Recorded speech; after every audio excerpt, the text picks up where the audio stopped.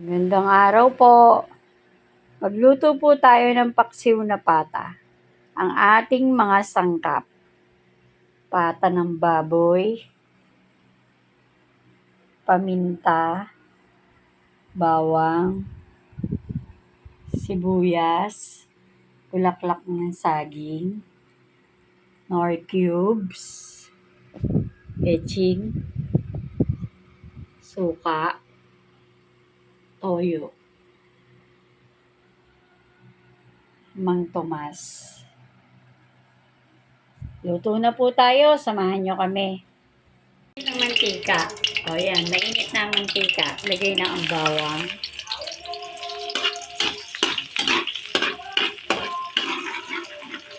Yan, light brown na. Isunod natin ng sibuyas.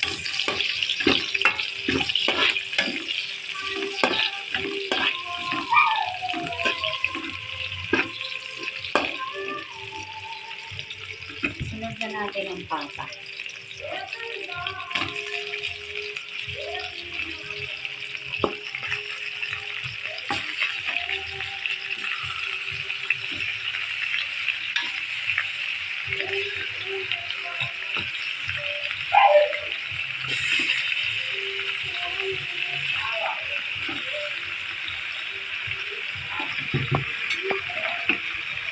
Halo-haloin natin.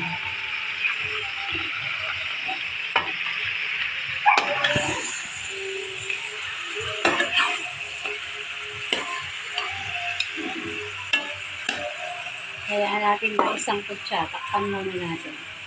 Yan, na isang kutsa na natin ang pata. Lagyan na natin ng paminta, bulaklak ng saging. Ang bulaklak po ng saging, huhugasan nyo kasi pamaalat to.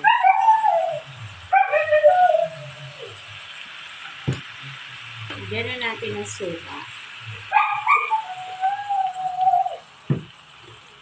toyo,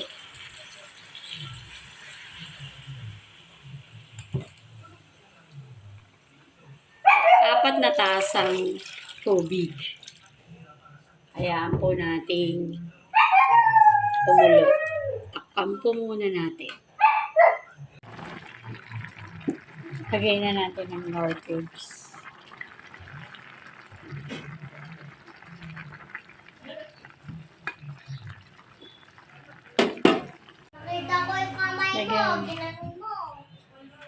Lagyan na natin ng asukal.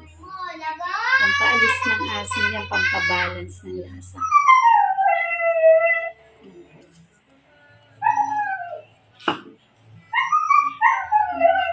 Yan, malambot na pata. Pwede natin ilagay ng Tomas.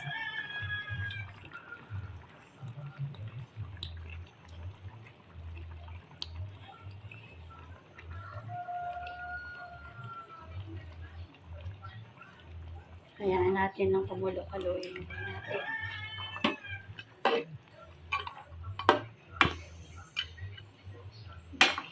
Patuyuan natin ng konti na sabaw para mas masarap.